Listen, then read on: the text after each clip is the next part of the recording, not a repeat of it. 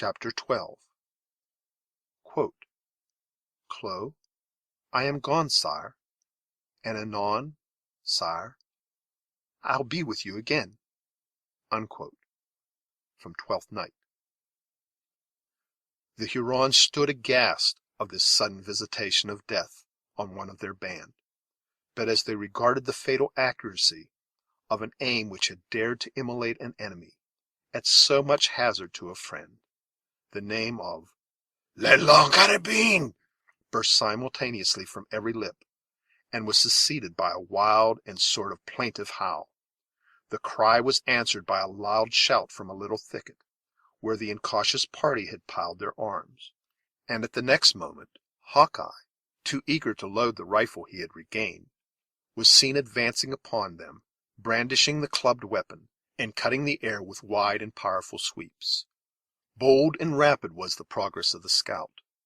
It was exceeded by that of a light and vigorous form, which, bounding past him, leaped with incredible activity and daring into the very center of the Hurons, where it stood, whirling a tomahawk and flourishing a glittering knife, with fearful menaces, in front of Cora. Quicker than the thoughts could follow those unexpected and audacious movements, an image, armed in the emblematic panoply of death, glided before their eyes, and assumed a threatening attitude at the other side. The savage tormentors recoiled before these warlike intruders, and uttered, as they appeared in such quick succession, the often repeated and peculiar exclamations of surprise, followed by the well-known and dreaded appellations of "Les Serfagils! Les Gros Serpents!" But the wary and vigilant leader of the Hurons was not so easily disconcerted. Casting his keen eyes around the little plain, he comprehended the nature of the assault at a glance, and, encouraging his followers by his voice as well as by his example, he unsheathed his long and dangerous knife, and rushed with a loud whoop upon the expected Chingachgook. It was the signal of a general combat. Neither party had firearms, and the contest was to be decided in the deadliest manner, hand to hand, with weapons of offense and none of defense. Uncas answered the whoop, and, leaping on an enemy, with a single well-directed blow of his tomahawk, cleft him to the brain. Heyward tore the weapon of Maqua from the sapling, and rushed eagerly toward the fray. As the combatants were now equal in number, each singled an opponent from the adverse band. The rush and blows passed with the fury of a whirlwind and the swiftness of lightning. Hawkeye soon got another enemy within reach of his arm, and with one sweep of his formidable weapon he beat down the slight and inartificial defenses of his antagonist, crushing him to earth with the blow. Heyward ventured to hurl the tomahawk he had seized too, ardent to await the moment of closing. It struck the Indian he had selected on the forehead, and checked for an instant his onward rush. Encouraged by this slight advantage, the impetuous young man continued his onset, and sprang upon his enemy with naked hands. A single instant was enough to assure him of the rashness of the measure, for he immediately found himself fully engaged, with all his activity and courage, in endeavoring to ward the desperate thrust made with the knife of the Huron. Unable longer to foil an enemy so alert and vigilant, he threw his arms about him, and succeeded in pinning the limbs of the other to his side, with an iron grasp, but one that was far too exhausting to himself to continue long. In this extremity he heard a voice near him shouting, "Exterminate the varlets! No quarter to an accursed Mingo!" At the next moment the breech of Hawkeye's rifle fell on the naked head of his adversary, whose muscles appeared to wither under the shock, as he sank from the arms of Duncan, flexible and motionless. When Uncas had brained his first antagonist, he turned like a hungry lion to seek another. The fifth and only Huron disengaged at the first onset had paused a moment, and then, seeing that all around him were employed in the deadly strife, he had sought with hellish vengeance to complete the baffled work of revenge. Raising a shout of triumph, he sprang toward the defenseless Cora, sending his keen axe as the dreadful precursor of his approach. The tomahawk grazed her shoulder, and cutting the withes which bound her to the tree, left the maiden at liberty to fly. She eluded the grasp of the savage, and, reckless of her own safety, threw herself on the bosom of Alice, striving with convulsed and ill-directed fingers to tear asunder the twigs which confined the person of her sister. Any other than a monster would have relented at such an act of generous devotion to the best and purest affection, but the breast of the Huron was a stranger to sympathy. Seizing Cora by the rich tresses which fell in confusion about her form, he tore her from her frantic hold, and bowed her down with brutal violence to her knees. The savage drew the flowing curls through his hand, and raising them on high with an outstretched arm, he passed the knife around the exquisitely molded head of his victim with a taunting and exulting laugh. But he purchased this moment of fierce gratification with the loss of the fatal opportunity. It was just then the sight caught the eye of Uncas. Bounding from his footsteps, he appeared for an instant darting through the air, and descending in a ball, he fell on the chest of his enemy, driving him many yards from the spot, headlong and prostrate. The violence of the exertion cast the young Mohican at his side. They arose together, fought, and bled, each in his turn, but the conflict was soon decided. The tomahawk of Hayward and the rifle of Hawkeye descended on the skull of the Huron at the same moment that the knife of Uncas reached his heart. The battle was now entirely terminated, with the exception of the protracted struggle between Le Renard Subtil and Le Gros Serpent. Well did these barbarous warriors prove that they deserved those significant names which had been bestowed for deeds in former wars. When they engaged, some little time was lost in eluding the quick and vigorous thrust which had been aimed at their lives. Suddenly darting on each other, they closed and came to the earth, twisted together like twining serpents in pliant and subtle folds. At the moment when the victors found themselves unoccupied, the spot where these experienced and desperate combatants lay could only be distinguished by a cloud of dust and leaves, which moved from the center of the little plain toward its boundary, as if raised by the passage of a whirlwind. Urged by the different motives of filial affection, friendship, and gratitude, Hayward and his companions rushed with one accord to the place, encircling the little canopy of dust which hung above the warriors. In vain did Uncas dart around the cloud, with a wish to strike his knife into the heart of his father's foe. The threatening rifle of Hawkeye was raised and suspended in vain, while Duncan endeavored to seize the limbs of the Huron, with hands that had appeared to have lost their power. Covered as they were with dust and blood, the swift evolutions of the combatants seemed to incorporate their bodies into one. The death-like looking figure of the Mohican and the dark form of the Huron gleamed before their eyes in such quick and confused succession that the friends of the former knew not where to plant the succoring blow. It is true that there were short and fleeting moments when the fiery eyes of Mawquer were seen glittering like fabled organs of the basilisk through the dusty wreath by which he was enveloped, and he read by those short and deadly glances the fate of the combat in the presence of his enemies. Ere, however, any hostile hand that could descend on his devoted head, its place was filled by the scowling visage of Chingachgook. In this manner the scene of the combat was removed from the center of the little plain to its verge. The Mohican now found an opportunity to make a powerful thrust with his knife. Mawquer suddenly relinquished his grasp, and fell backward without motion, and seemingly without life. His adversary leaped on his feet, making the arches of the forest ring with the shouts of triumph. "Well done for the Delawares! Victory to the Mohicans!" cried Hawkeye, once more elevating the butt of the long and fatal rifle. "A finishing blow from a man without a cross will never tell against his honor, nor rob him of his right to the scalp." But at the very moment when the dangerous weapon was in the act of descending, The subtle Huron rolled swiftly from beneath the danger, over the edge of the precipice, and falling on his feet, was seen leaping with a single bound into the center of a thicket of low bushes that clung along its sides. The Delawares, who had believed their enemy dead, uttered their exclamation of surprise, and were following with speed and clamor like hounds in open view of the deer, when a shrill and peculiar cry from the scout instantly changed their purpose, and recalled them to the summit of the hill.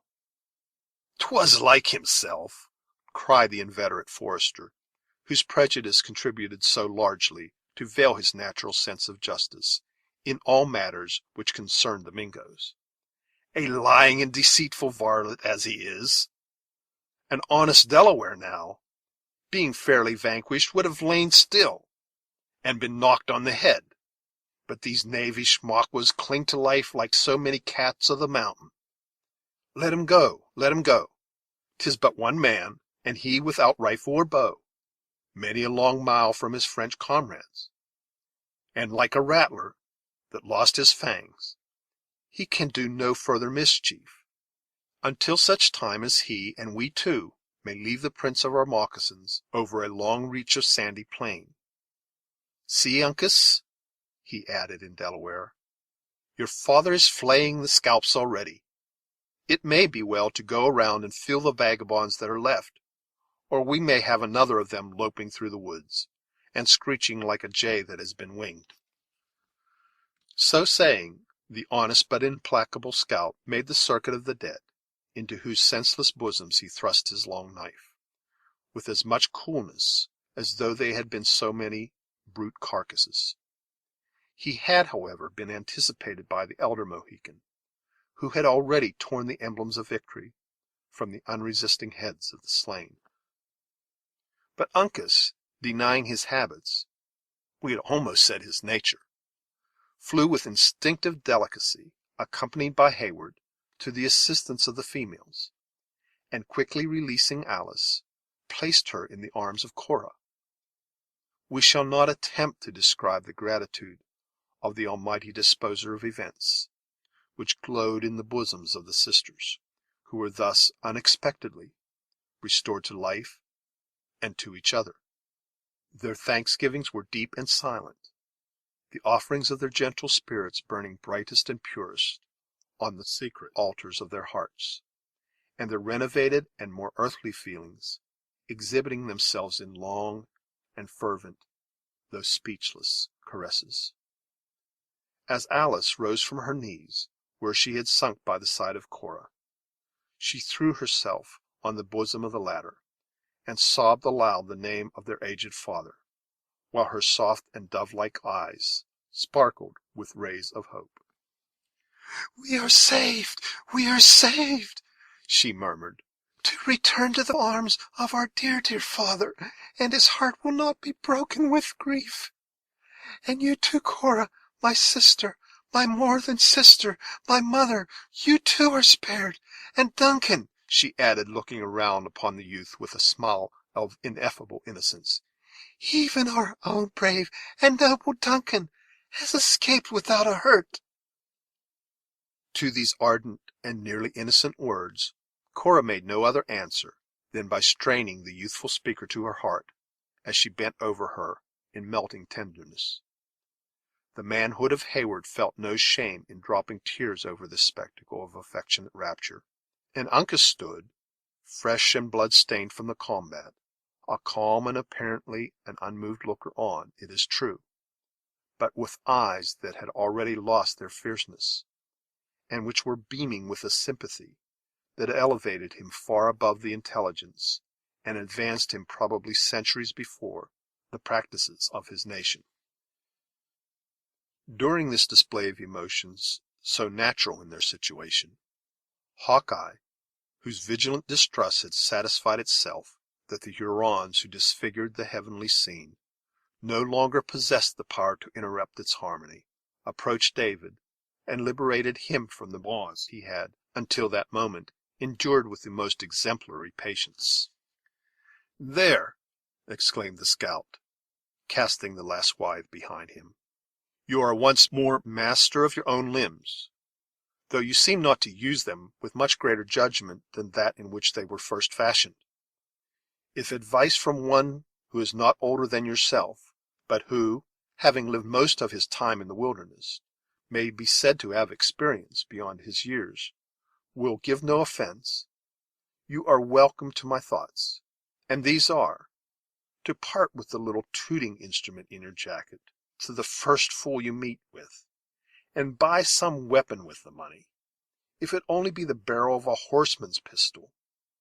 By industry and care you might thus come to some preferment, for by this time, I should think, your eyes would plainly tell you that a carrion crow is a better bird than a mocking thresher. The one will at least remove foul sights from before the face of man, while the other is only good to brew disturbances in the woods, by cheating the ears of all that hear them. Arms and clarion for the battle, but the song of thanksgiving to the victory, answered the liberated David. Friend, he added, thrusting forth his lean, delicate hand toward Hawkeye in kindness, while his eyes twinkled and grew moist, I thank thee that the hairs of my head still grow where they first rooted by Providence. For though those of other men may be more glossy and curling, I have ever found mine own well suited to the brain they shelter. That I did not join myself in the battle was less owing to disinclination than to the bonds of the heathen. Valiant and skilful hast thou proved thyself in the conflict, and I hereby thank thee, before proceeding to discharge other and more important duties, because thou hast proved thyself well worthy of a Christian's praise. The thing is but a trifle, and what you may often see if you tarry long among us, returned the scout, a good deal softened toward the man of song by this unequivocal expression of gratitude. I have got my old companion Killdeer, he added, striking his hand on the breech of his rifle, and that in itself is a victory. These Iroquois are cunning, but they outwitted themselves when they placed their firearms out of reach. And had Uncas or his father been gifted with only their common Indian patience, we should have come in upon the knaves with 3 bullets instead of 1, and that would have made a finish of the whole pack, yon loping varlet as well as his comrades. But 'twas all foreordered, and for the best. Thou sayest well, returned David, and hast caught the true spirit of Christianity. He that is to be saved will be saved, and he that is predestined to be damned will be damned. This is the doctrine of truth, and most consoling and refreshing it is to the true believer. The scout, who by this time was seated, examining into the state of his rifle with a species of parental assiduity, now looked up at the other in a displeasure that he did not affect to conceal, roughly interrupting further speech. Doctrine or no doctrine, said the sturdy woodsman, 'tis the belief of knaves and the curse of an honest man.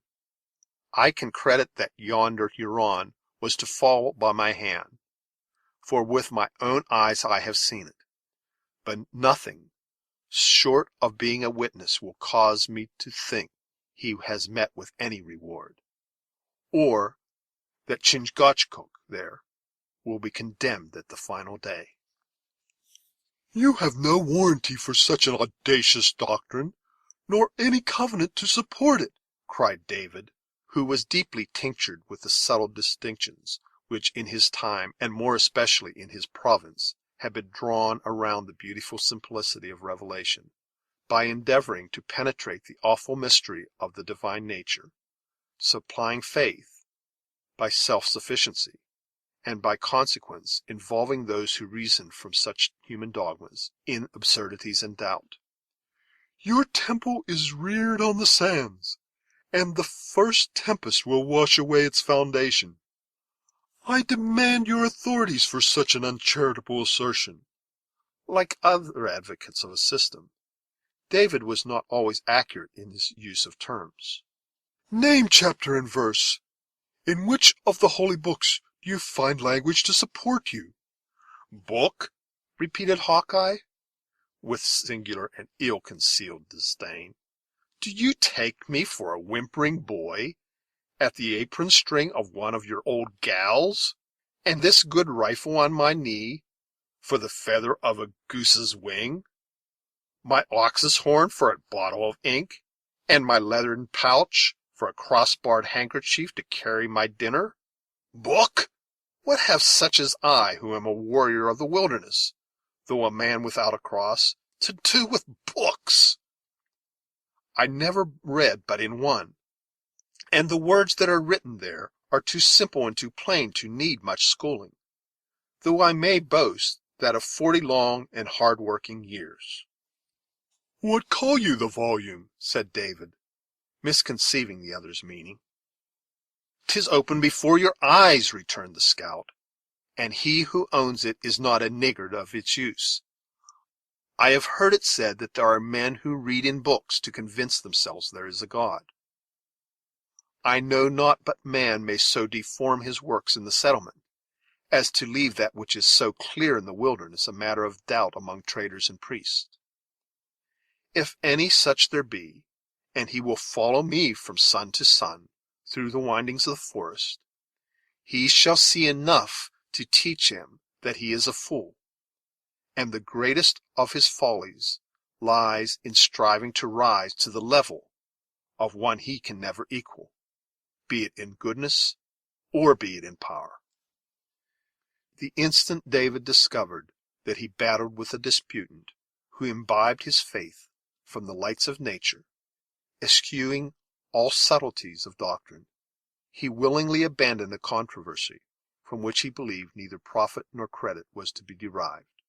While the scout was speaking, he had also seated himself, and producing the ready little volume and the iron-rimmed spectacles, he prepared to discharge a duty which nothing but the unexpected assault he had received in his orthodoxy could have so long suspended. He was, in truth, a minstrel of the western continent, of a much later day, certainly, than those gifted bards who formerly sang the profane renown of baron and prince; but after the spirit of his own age and country, he was now prepared to exercise the cunning of his craft, in celebration of, or in rather thanksgiving of, the recent victory. He waited patiently for Hawkeye to cease. Then, lifting his eyes together with his voice, he said aloud, "I invite you, friends, to join in praise for this signal deliverance from the hands of barbarians and infidels, to the comfortable and solemn tones of the tune called Northampton." Next he named the page and verse where the rhymes selected were to be found, and applied the pitch-pipe to his lips, with the decent gravity that he had been wont to use in the temple. This time he was, however, without any accompaniment, for the sisters were just then pouring out those tender effusions of affections which have already been alluded to. Nothing deterred by the smallness of his audience, which in truth consisted only of the discontented scout, he raised his voice, commencing and ending the sacred song without accident or interruption of any kind. Hawkeye listened while he coolly adjusted his flint and reloaded his rifle, but the sounds, wanting the extraneous assistance of scene and sympathy, failed to awaken his slumbering emotions.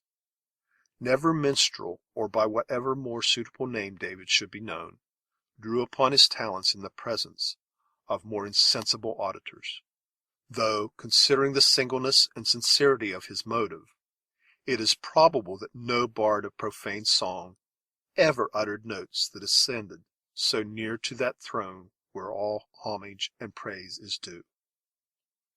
The scout shook his head, and muttering some unintelligible words, among which throat and Iroquois were alone audible, he walked away to collect and to examine into the state of the captured arsenal of the Hurons. In this office he was now joined by Chingachgook, who found his own as well as the rifle of his son among the arms. Even Hayward and David were furnished with weapons, nor was ammunition wanting to render them all effectual. When the foresters had made their selection, and distributed their prizes, the scout announced that the hour had arrived when it was necessary to move. By this time the song of Gamut had ceased, and the sisters had learned to still the exhibition of their emotions. Aided by Duncan and the younger Mohican, the two latter descended the precipitous sides of that hill which they had so lately ascended under so very different auspices, and whose summit had so nearly proved the scene of their massacre. At the foot they found the Narragansetts browsing the herbage of the bushes, and having mounted, they followed the movements of a guide, who in the most deadly straits had so often proved himself their friend. The journey was, however, short. Hawkeye, leaving the blind path that the Hurons had followed, turned short to his right, and entering the thicket, he crossed a babbling brook, and halted in a narrow dell, under the shade of a few water elms. Their distance from the base of the fatal hill was but a few rods, and the steeds had been serviceable only in crossing the shallow stream. The scout and the Indians appeared to be familiar with the sequestered place where they now were, for, leaning their rifle against the trees, they commenced throwing aside the dried leaves, and opening the blue clay out of which a clear and sparkling spring of bright glancing water quickly bubbled. The white man then looked about him as though seeking for some object, which was not to be found as readily as he expected. "Them careless imps, the Mohawks, with their Tuscarora and Onondaga brethren, have been here slaking their thirst," he muttered, "and the vagabonds have thrown away the gourd. This is the way with benefits, when they are bestowed on such dismembering hounds. Here has the Lord laid his hand in the midst of the howling wilderness for their good, and raised a fountain of water from the bowels of the earth, that might laugh at the richest shop of apothecaries' ware in all the colonies. And see, the knaves have trodden in the clay, and deformed the cleanliness of the place, as though they were brute beasts instead of human men." Uncas silently extended toward him the desired gourd, which the spleen of Hawkeye had hitherto prevented him from observing on a branch of an elm. Filling it with water, he retired a short distance to a place where the ground was more firm and dry. Here he coolly seated himself, and after taking a long and apparently a grateful draught, he commenced a very strict examination of the fragments of food left by the Hurons, which had hung in a wallet on his arm. "Thank you, lad," he continued, returning the empty gourd to Uncas. "Now we will see how these rampaging Hurons lived when outlying in ambushments. Look at this. The varlets know the better pieces of the deer, and one would think they might carve and roast a saddle equal to the best cook in the land. But everything is raw, for the Iroquois are thorough savages. Uncas, take my steel and kindle a fire. A mouthful of tender boil will give nature a helping hand after so long a trail." Hayward, perceiving that their guides now set about their repast in sober earnest, assisted the ladies to alight, and placed himself at their side, not unwilling to enjoy a few moments of grateful rest, after the bloody scene he had just gone through. While the culinary process was in hand, curiosity induced him to inquire into the circumstances which had led to their timely and unexpected rescue. "How is it that we see you so soon, my generous friend?" he asked, "and without aid from the garrison of Edward? Had we gone to the bend of the river, we might have been in time to rake the leaves over your bodies, but too late to have saved your scalps," coolly answered the scout. "No, no. Instead of throwing away strength and opportunity by crossing to the fort, we lay by under the bank of the Hudson, waiting to watch the movements of the Hurons." "You were, then, witnesses of all that passed?" "Not of all. for Indian sight is too keen to be easily cheated, and we kept close. A difficult matter it was, too, to keep this Mohican boy snug in the ambushment. Ah, Uncas, Uncas, your behavior was more like that of a curious woman than of a warrior on his scent. Uncas permitted his eyes to turn for an instant on the sturdy countenance of the speaker, but he neither spoke nor gave any indication of repentance. On the contrary, Heyward thought the manner of the young Mohican was disdainful, if not a little fierce, and that he suppressed passions that were ready to explode, as much in compliment to the listeners as from the deference he usually paid to his white associate. "You saw our capture?" Heyward next demanded. "We heard it," was the significant answer. An Indian yell is plain language to men who have passed their days in the woods. But when you landed, we were driven to crawl like serpents beneath the leaves, and then we lost sight of you entirely, until we placed eyes on you again, trussed to the trees, and ready bound for an Indian massacre. Our rescue was the deed of Providence. It was nearly a miracle that you did not mistake the path, for the Hurons divided, and each band had its horses. Aye, there we were thrown off the scent, and might, indeed, have lost the trail, had it not been for Uncas.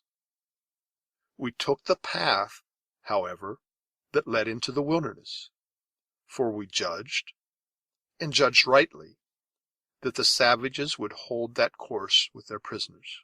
But when we had followed it for many miles, without finding a single twig broken, as I had advised, my mind misgave me, especially as all the footsteps had the prints of moccasins.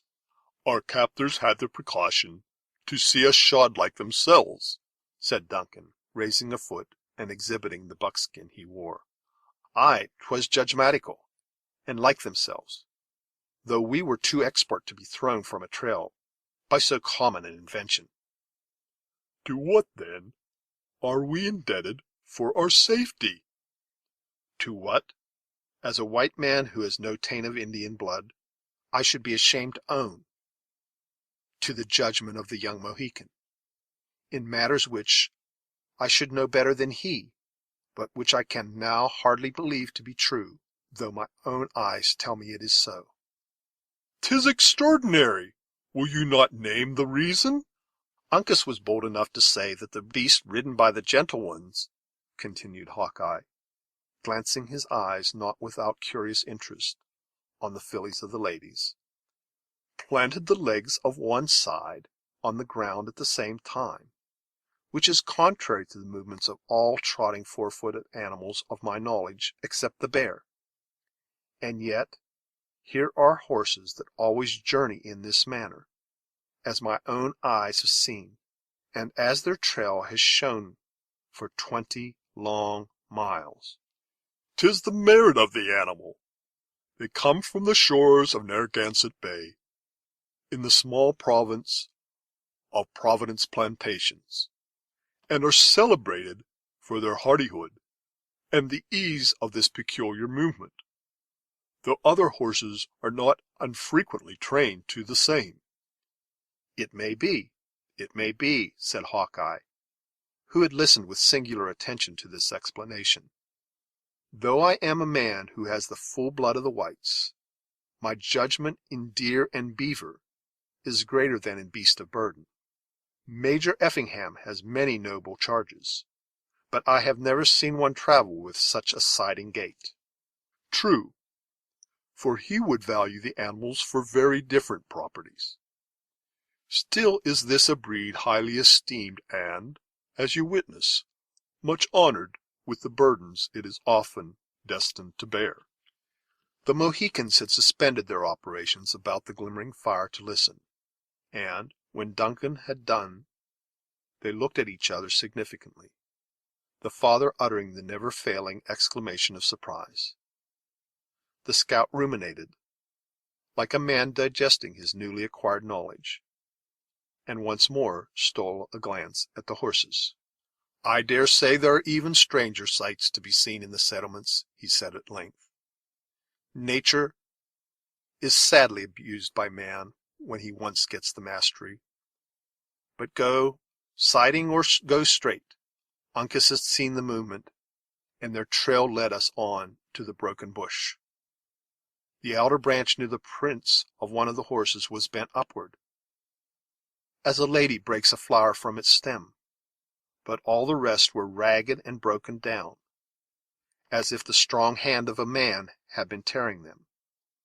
So I concluded that the cunning varmints had seen the twig bent, and had torn the rest to make us believe a buck had been feeling the boughs with his antlers."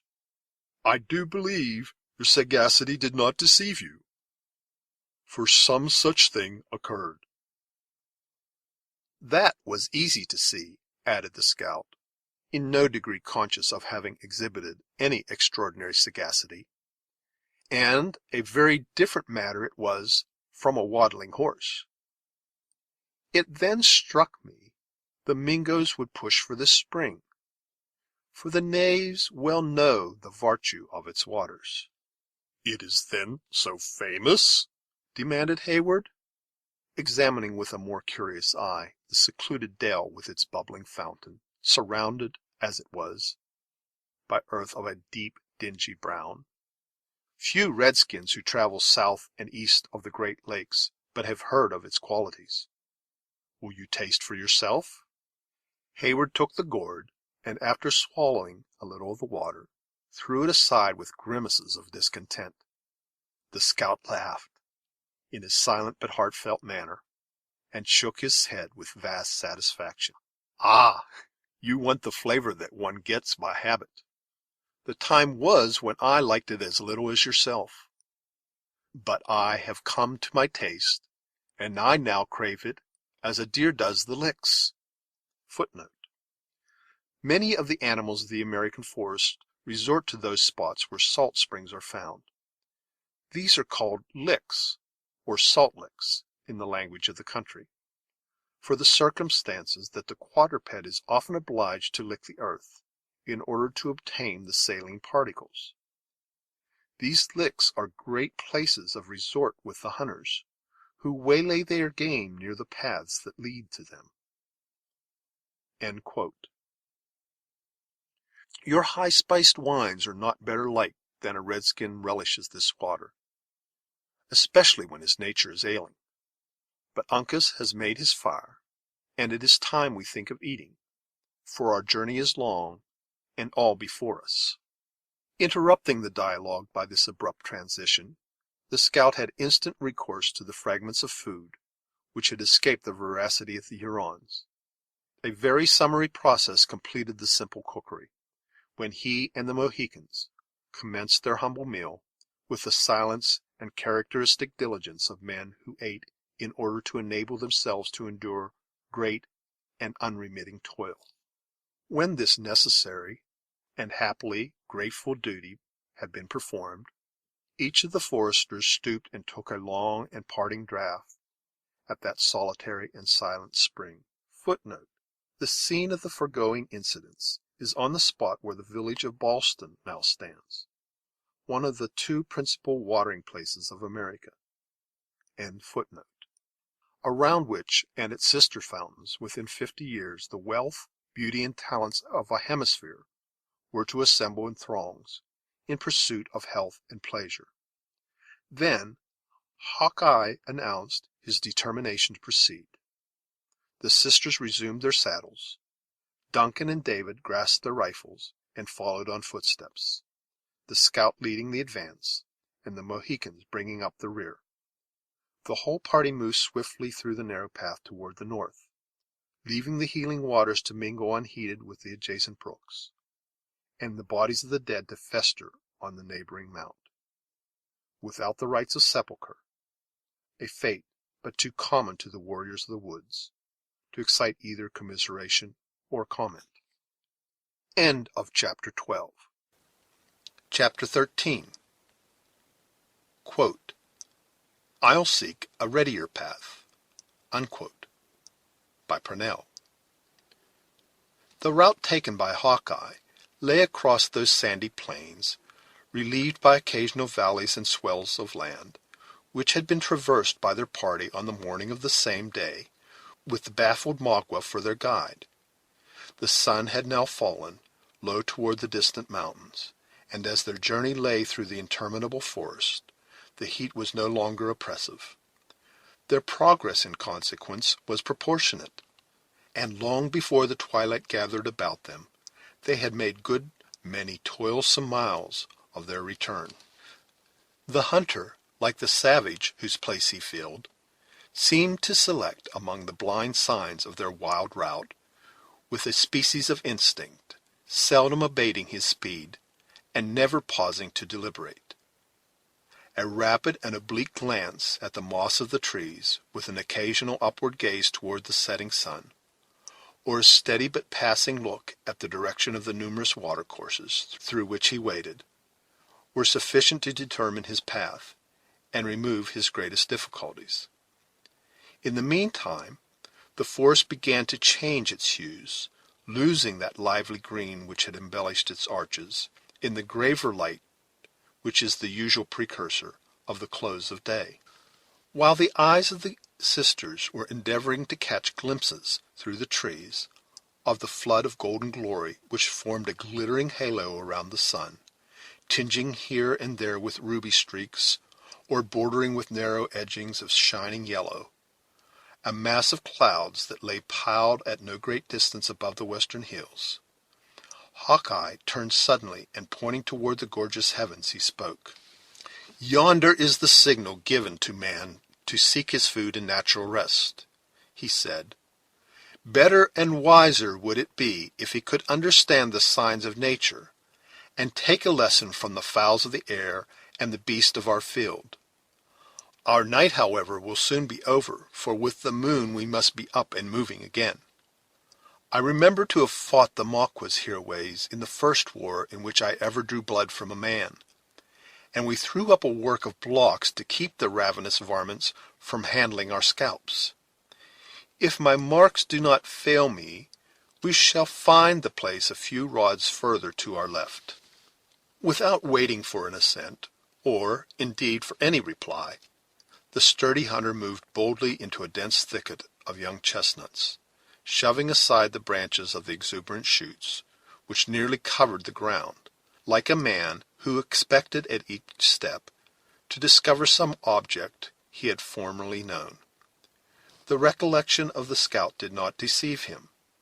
After penetrating through the brush, matted as it was with briars, for a few hundred feet, he entered an open space that surrounded a low green hillock, which was crowned by the decayed blockhouse in question. This rude and neglected building was one of those deserted works which, having been thrown up on an emergency, had been abandoned with the disappearance of danger, and was now quietly crumbling in the solitude of the forest, neglected and nearly forgotten, like the circumstances which had caused it to be reared.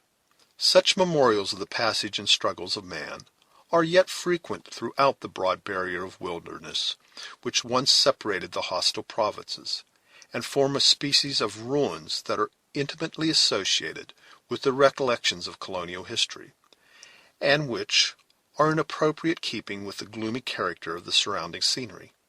The roof of bark had long since fallen, and mingled with the soil, but the huge logs of pine, which had been hastily thrown together, still preserved their relative positions, though one angle of the work had given way under the pressure, and threatened a speedy downfall to the remainder of the rustic edifice. While Hayward and his companions hesitated to approach a building so decayed, Hawkeye and the Indians entered within the low walls, not only without fear, but with obvious interest. While the former surveyed the ruins, both internally and externally, with the curiosity of one whose recollections were reviving at each moment, Chingachgook related to his son in the language of the Delawares, and with the pride of a conqueror, the brief history of the skirmish which had been fought in his youth in that secluded spot. A strain of melancholy, however, blended with his triumph, rendering his voice, as usual, soft and musical. In the meantime, the sisters gladly dismounted, and prepared to enjoy their halt in the coolness of the evening, and in a security which they believed nothing but the beast of the forest could invade. "Would not our resting place have been more retired, my worthy friend?" demanded the more vigilant Duncan, perceiving that the scout had already finished his short survey. "Had we chosen a spot less known, and one more rarely visited than this?" "Few live who know the blockhouse was ever raised," was the slow and musing answer. "'Tis not often that books are made, and narratives written, of such a scrimmage as was fought atween the Mohicans and Mohawks in a war of their own waging. I was then a younker, and went out with the Delawares, because I knowed they were a scandalized and wronged race.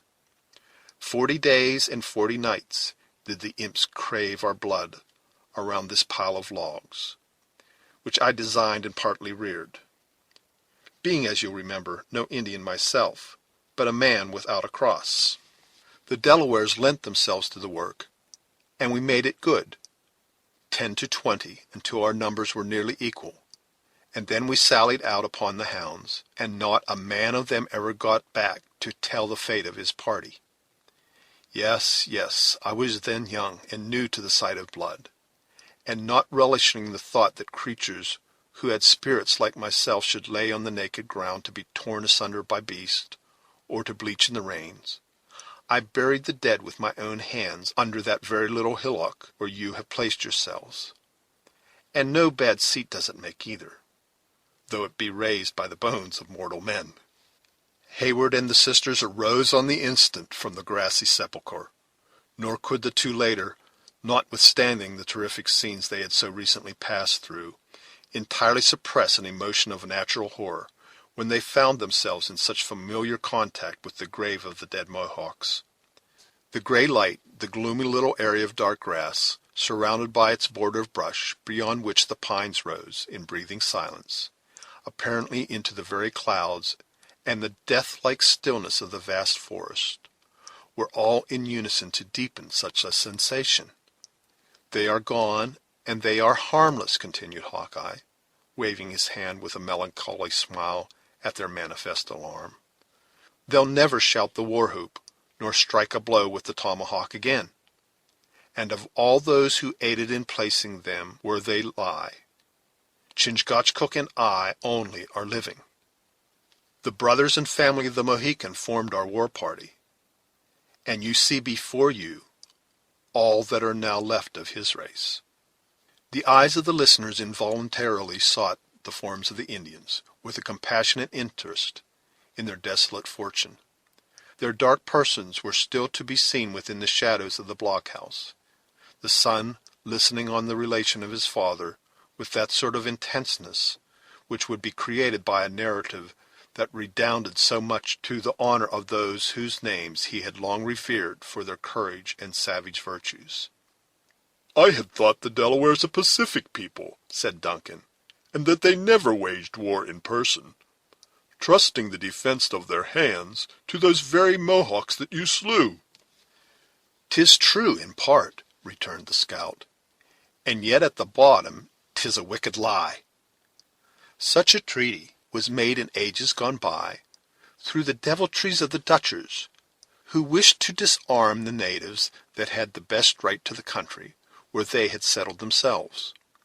The Mohicans, though a part of the same nation, having to deal with the English, never entered into the silly bargain, but kept to their manhood, as in truth did the Delawares when their eyes were opened to their folly.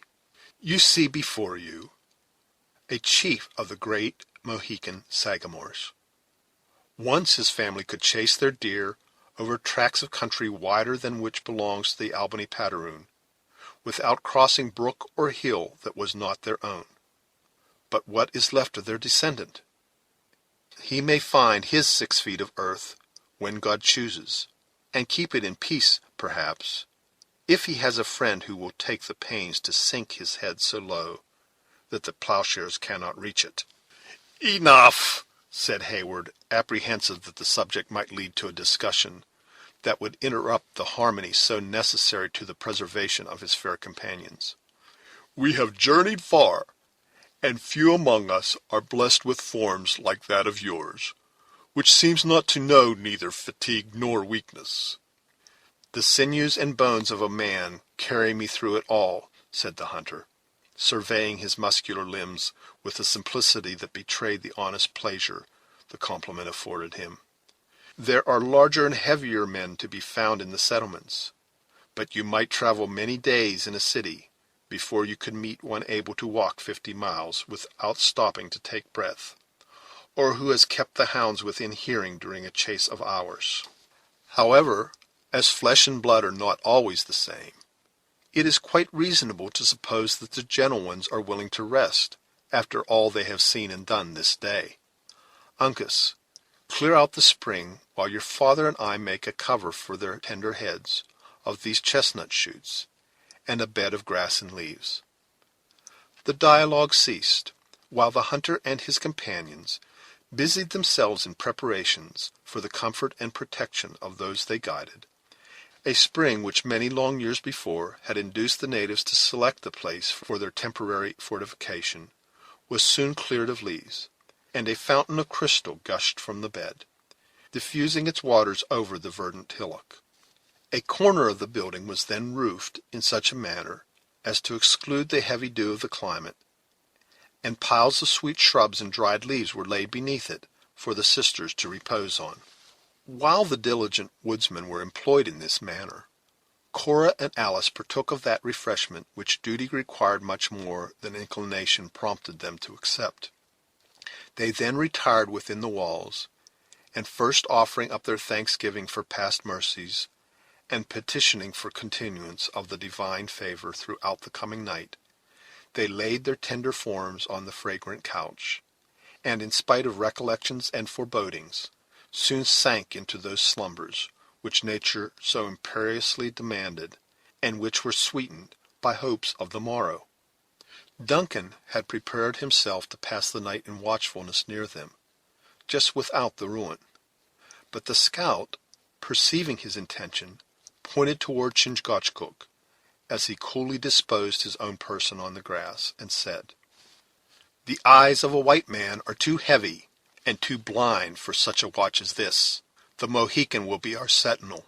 Therefore let us sleep." "I proved myself a sluggard on my post during the past night," said Hayward, "and have less need of repose than you, who did more credit to the character of a soldier. Let all the party seek their rest then, while I hold the guard." "If we lay among the white tents of the 60th, and in front of an enemy like the French, I could not ask for a better watchman," returned the scout. "But in the darkness and among the signs of the wilderness, your judgment will be like the folly of a child, and your vigilance thrown away. Do then, like Uncas and myself, sleep, and sleep in safety." Hayward perceived, in truth, that the younger Indian had thrown his form on the side of the hillock while they were talking, like one who sought to make the most of the time allotted to rest, and that his example had been followed by David, whose voice literally clove to his jaws with the fever of his wound, heightened as it was by their toilsome march. Unwilling to prolong a useless discussion, the young man affected to comply, by posting his back against the logs of the blockhouse in a half-recumbent posture, though resolutely determined in his own mind not to close an eye until he had delivered his precious charge into the arms of Monroe himself. Hawkeye, believing he had prevailed, soon fell asleep, and a silence as deep as the solitude in which they had found it pervaded the retired spot. For many minutes Duncan succeeded in keeping his senses on the alert, and alive to every moaning sound that arose from the forest. His vision became more acute as the shades of evening settled on the place, and even after the stars were glimmering above his head, he was able to distinguish the recumbent forms of his companions as they lay stretched on the grass, and to note the person of Chingachgook, who sat upright and motionless as one of the trees which formed the dark barrier on every side. He still heard the breathings of the sisters who lay within a few feet of him, and not a leaf was ruffled by the passing air, of which his ear did not detect the whispering sound. At length, however, the mournful notes of a whippoorwill became blended with the moanings of an owl. His heavy eyes occasionally sought the bright rays of the stars, and he then fancied he saw them through the fallen lids. At instants of momentary wakefulness, he mistook a bush for his associate sentinel. His head next sank upon his shoulder, which in its turn sought the support of the ground, and finally his whole person became relaxed and pliant, and the young man sank into a deep sleep, dreaming that he was a knight of ancient chivalry, holding his midnight vigils before the tent of a recaptured princess, whose favor he did not despair of gaining by such a proof of devotion and watchfulness.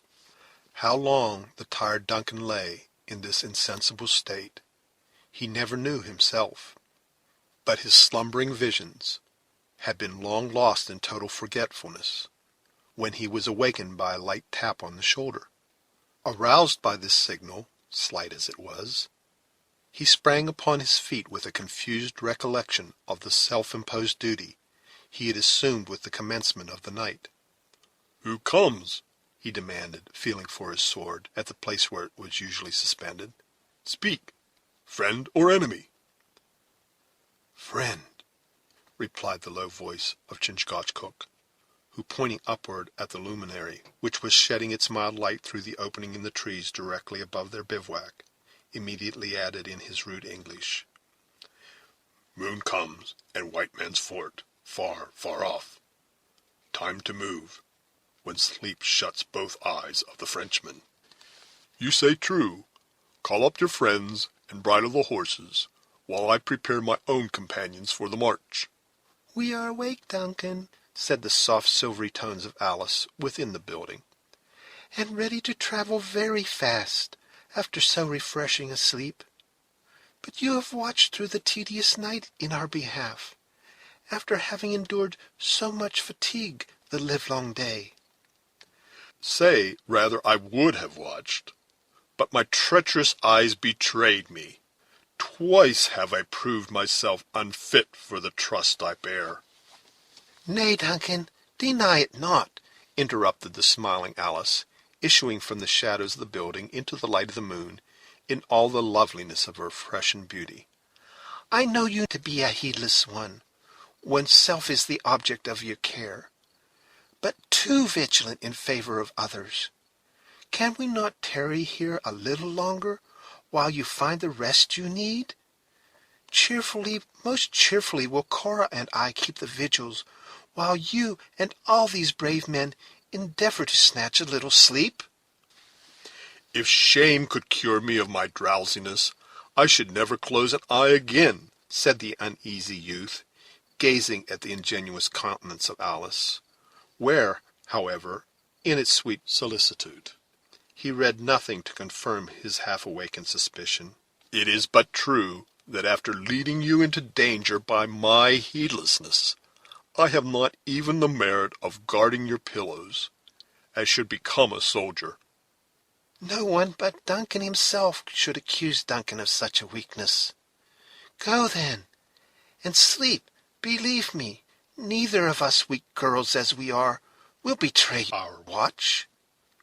The young man was relieved from the awkwardness of making any further protestations of his own demerits by an exclamation from Chingachgook, and the attitude of riveted attention assumed by his son. "The Mohicans hear an enemy," whispered Hawkeye, who, by this time, in common with the whole party, was awake and stirring. "They scent danger in the wind." "God forbid!" exclaimed Heyward. "Surely we have had enough of bloodshed." While he spoke, however, the young soldier seized his rifle, and advancing toward the front, prepared to atone for his venial remissness, by freely exposing his life in defense of those he attended. "'Tis some creature of the forest, prowling around us, in quest of food," he said in a whisper. as soon as the low and apparently distant sounds, which had startled the Mohicans, reached his own ears. "Hist!" returned the attentive scout. "'Tis man. Even I can now tell his tread. Poor as my senses are when compared to an Indian's. That scampering Huron has fallen in with one of Montcalm's outlying parties, and they have struck upon our trail. I shouldn't like myself to spill more human blood in this spot," he added, looking around with anxiety in his features at the dim objects by which he was surrounded. "But what must be, must. Lead the horses into the blockhouse. Uncas and friends, do you follow to the same shelter. Poor and old as it is, it offers a cover, and is rung with the crack of a rifle afore tonight." He was instantly obeyed, the Mohicans leading the Narragansetts within the ruin, whither the whole party repaired with the most guarded silence. The sound of approaching footsteps were now too distinctly audible to leave any doubts as to the nature of the interruption. They were soon mingled with voices calling to each other in an Indian dialect, which the hunter, in a whisper, affirmed to Hayward was the language of the Hurons. When the party reached the point where the horses had entered the thicket which surrounded the blockhouse, they were evidently at fault, having lost those marks which until that moment had directed their pursuit. It would seem by the voices that 20 men were soon collected at that one spot, mingling their different opinions and advice in noisy clamor. "The knaves know our weaknesses," whispered Hawkeye, who stood by the side of Hayward in deep shade, looking through an opening in the logs, "or they wouldn't indulge their idleness in such a squaw's march. Listen to the reptiles. Each man among them seems to have 2 tongues, and but a single leg." Duncan, brave as he was in the combat, could not, in such a moment of painful suspense, make any reply to the cool and characteristic remark of the scout. He only grasped his rifle more firmly, and fastened his eyes upon the narrow opening, through which he gazed upon the moonlight view with increasing anxiety. The deeper tones of one who spoke as having authority were next heard, amid a silence that denoted the respect with which his orders, or rather advice, was received. After which, by the rustling of leaves and crackling of dried twigs, it was apparent that the savages were separating in pursuit of the lost trail. Fortunately for the pursued, the light of the moon, while it shed a flood of wild luster upon the little area about the ruin, was not sufficiently strong to penetrate the deep arches of the forest, where the objects still lay in deceptive shadow. The search proved fruitless, for so short and sudden had been the passage from the faint path the travelers had journeyed into the thicket, that every trace of their footsteps was lost in the obscurity of the woods. It was not long, however, before the restless savages were heard beating the brush, and gradually approaching the inner edge of that dense border of young chestnuts which encircled the little area. "They are coming," muttered Hayward, endeavoring to thrust his rifle through the chink in the logs. "Let us fire upon their approach." "Keep everything in the shade," returned the scout. "The snapping of a flint, or even the smell of a single kernel of brimstone, would bring the hungry varlets upon us in a body. Should it please God that we must give battle for the scalps, trust to the experience of men who know the ways of the savages, and who are not often backward when the war-whoop is howled." Duncan cast his eyes behind him, and saw that the trembling sisters were cowering in the far corner of the building, while the Mohicans stood in the shadow like 2 upright posts, ready, and apparently willing, to strike when the blow should be needed. Curbing his impatience, he again looked out upon the area, and awaited the result in silence. At that instant the thicket opened, and a tall and armed Huron advanced a few paces into the open space. As he gazed upon the silent blockhouse, the moon fell upon his swarthy countenance, and betrayed its surprise and curiosity. He made the exclamation which usually accompanies the former emotion of an Indian, and, calling in a low voice, soon drew a companion to his side. These children of the woods stood together for several moments, pointing at the crumbling edifice, and conversing in the unintelligible language of their tribe. They then approached, though with slow and cautious steps, pausing every instant to look at the building, like startled deer whose curiosity struggled powerfully with their awakened apprehensions for the mastery. The foot of one of them suddenly rested on the mound, and he stopped to examine its nature. At this moment, Hayward observed that the scout loosened his knife in its sheath, and lowered the muzzle of his rifle. Imitating these movements, the young man prepared himself for the struggle, which now seemed inevitable. The savages were so near that the least motion in one of the horses, or even a breath louder than common, would have betrayed the fugitives. But, in discovering the character of the mound, the attention of the Hurons appeared directed to a different object. They spoke together, and the sound of their voices were low and solemn, as if influenced by a reverence that was deeply blended with awe. Then they drew warily back, keeping their eyes riveted on the ruin, as if they expected to see the apparitions of the dead issue from its silent walls, until, having reached the boundary of the area, they moved slowly into the thicket and disappeared. Hawkeye dropped the breech of his rifle to the earth, and drawing a long, free breath, exclaimed in an audible whisper, "Aye, they respect the dead, and it has this time saved their own lives, and it may be, the lives of better men, too." Hayward lent his attention for a single moment to his companion, but without replying, he again turned toward those who had just then interested him more. He heard the two Hurons leave the bushes, and it was soon plain that all the pursuers were gathered about them, in deep attention of their report. After a few minutes of earnest and solemn dialogue, altogether different from the noisy clamor with which they had first collected about the spot, the sounds grew fainter and more distant, and finally were lost in the depths of the forest. Hawkeye waited until a signal from the listening Chingachgook assured him that every sound from the retiring party was completely swallowed by the distance, when he motioned to Hayward to lead forth the horses and to assist the sisters into their saddles. The instant this was done, they issued through the broken gateway, and stealing out by a direction opposite to the one by which they entered, they quitted the spot, the sisters casting furtive glances at the silent grave and crumbling ruin, as they left the soft light of the moon to bury themselves in the gloom of the woods. End of chapter 13.